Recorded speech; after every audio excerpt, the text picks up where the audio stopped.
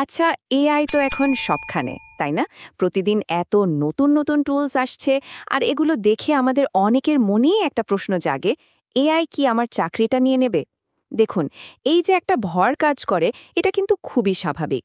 কারণ আমরা অনেকেই হয়তো জানি না যে এআই আসলে কিভাবে কাজ করে বা একে নিজের কাজে লাগানো যায় কিভাবে। কিন্তু সত্যি বলতে ভয় পাওয়ার কিছুই নেই। আর ঠিক এই প্রশ্নটাই কিন্তু আমাদের সবার মাথায় ঘুরছে। আমাদের কেরিয়ারে এআই এর প্রভাবটা কেমন হবে, এই চিন্তা থেকেই আজকের এই আলোচনা। তবে চলুন, ভয় না পেয়ে বরং একটা সমাধানের দিকে মন দেয়া যাক।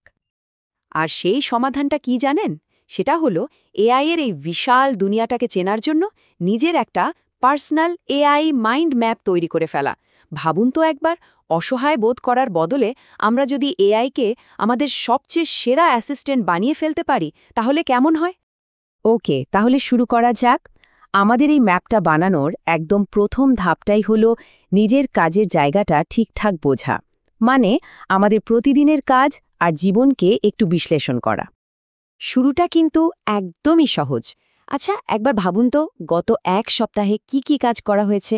ইমেল লেখা থেকে শুরু করে রিপোর্ট বানানো, মিটিংয়ের নোট নেওয়া, আরে এমনকি ঘন্টার পর ঘন্টা সোশ্যাল মিডিয়া স্ক্রল করাটাও লিস্টে যোগ করা যায়।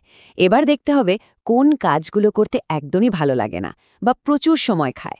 ঠিক ওই জায়গাগুলোতেই কিন্তু এআই হতে পারে আমাদের সেরা বন্ধু। বেশ, এখন তো আমরা জানি যে ঠিক কোন কোন জায়গায় আমাদের সাহায্য দরকার।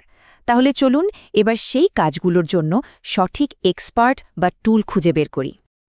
একটা কথা কিন্তু মাথায় রাখতে হবে, সব এআই কিন্তু একই রকম না। ব্যাপারটা অনেকটা এরকম যে আমরা যেমন দাঁতের সমস্যার জন্য কার্ডিওলজিস্টের কাছে যাই না, ঠিক তেমনি এক একটা কাজের জন্য এক একটা স্পেশালিস্ট এআই টুল আছে। আর এই স্লাইডটা হলো সেই স্পেশালিস্টদের একটা লিস্ট, বলতে পারেন একটা চিটশিট। যেমন ধরুন, কিছু লেখা বা নতুন আইডিয়া আনার জন্য চ্যাট জিপিটি বা জেমিনি তো দারুণ, কিন্তু যদি একদম ফ্যাক্টস আর সোর্স সহ রিসার্চের দরকার হয়, তখন কিন্তু পারপ্লেক্সিটির কোনো তুলনা নেই। কারণ এটা আপনাকে বলে দেয় তথ্যটা কোথা থেকে নেওয়া হয়েছে। আবার ধরেন কোডিং, সেটার জন্য ক্লড হচ্ছে বস। তো সঠিক টুলটা তো বেছে নেওয়া হলো, কিন্তু এটা তো গল্পের অর্ধেক। আসল মজাটা হলো এর সাথে ঠিকমতো কথা বলতে শেখা, মানে এর ভাষাটা বোঝা। আর এআই এর সাথে কথা বলার এই ভাষাকেই আমরা বলি প্রম্পট। খুব সহজ করে বললে, আমরা এআইকে যা করতে বলি সেটাই হলো একটা প্রম্পট। দেখুন, একটা সাধারণ এটা করে দাও বলার চেয়ে যদি একটু গুছিয়ে বলা যায়, তাহলে রেজাল্ট কিন্তু আকাশ পাতাল বদলে যায়। একটা পারফেক্ট প্রম্পটে সাধারণত এই 4টা জিনিস থাকে। 1. এআইকে একটা ভূমিকা বা রোল দেওয়া। 2. তাকে পুরো প্রেক্ষাপট বা কনটেক্সটটা বুঝিয়ে বলা। 3. একদম পরিষ্কার করে নির্দেশ বা কমান্ড দেওয়া যে ঠিক কি করতে হবে। আর 4. একটা সীমা বা লিমিট ঠিক করে দেওয়া, মানে কি করা যাবে না। এই 4টা জিনিস মিলিয়ে দিলেই দেখবেন ম্যাজিকের মতো কাজ হবে। আর এই স্লাইডটা দেখলেই পার্থক্যটা পরিষ্কার হয়ে যাবে। একদিকে শুধু বলা হচ্ছে আমার ক্লায়েন্টকে একটা ইমেল লেখো, খুবই সাধারণ। আর অন্যদিকে দেখুন কি সুন্দর করে এআইকে তার রোল, কাজের কনটেক্সট আর কমান্ড দেওয়া হয়েছে। ফলাফল অবশ্যই দ্বিতীয় ক্ষেত্রে একটা অনেক বেশি প্রফেশনাল আর পারফেক্ট ইমেল পাওয়া যাবে। তো থিওরি তো অনেক হলো, আসল কথা হলো বাস্তবে এই ম্যাপটা কিভাবে কাজে লাগানো যায়। চলুন কয়েকটা দারুণ উদাহরণ দেখি। একবার ভাবুন, একটা ভালো মাইন্ড ম্যাপ আর ঠিকঠাক প্রম্পট দিয়ে কি কি করা সম্ভব।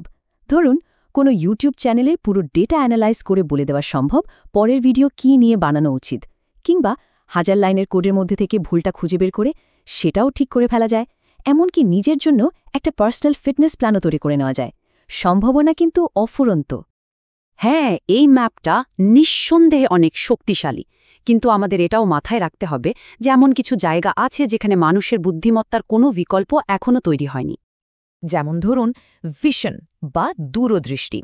এআই হয়তো আমাদের সামনে 10টা অপশন বা রাস্তা খুলে দিতে পারে, কিন্তু আমাদের লক্ষ্যের দিকে কোন রাস্তাটা নিয়ে যাবে সেই বড় সিদ্ধান্তটা, সেই স্ট্র্যাটেজিক ভিশনটা কিন্তু আমাদেরই নিতে হবে। এরপর আসে টেস্ট বা রুচিবোধ। এটা কিন্তু খুব ইন্টারেস্টিং একটা ব্যাপার। এআই হয়তো একটা নিখুঁত ইমেল লিখে দেবে, কিন্তু সেই ইমেলের ভাষাটা কি আমাদের ক্লায়েন্টের সাথে যাবে? সেটার টোনটা কি ঠিক আছে? এই যে সূক্ষ্ম বিচারবোধ, এটাই হলো টেস্ট, যা এখনও পুরোপুরি মানুষেরই ক্ষমতা। আর সবকিছুর ঊর্ধ্বে যেটা রয়েছে সেটা হলো কেয়ার বা যত্ন, মানুষের সাথে কানেক্ট করার ক্ষমতা, অন্যের কষ্টটা বোঝা, সহানুভূতির সাথে তার পাশে দাঁড়ানো। এই জিনিসগুলো কোনো টেকনোলজি কখনো রিপ্লেস করতে পারবে না। আর এই গুণগুলোর দামই এখন সবচেয়ে বেশি। তাহলে ম্যাপটা এখন আমাদের হাতে। এখন প্রশ্ন হলো, এই ম্যাপটা নিয়ে প্রথমে কোন দিকে যাত্রা শুরু করা যায়? এআই এখন আর ভয়ের কোনো কারণ নয়, বরং আমাদের নিজেদের জানার এবং এগোনোর পথের সবচেয়ে বড় একটা সঙ্গী।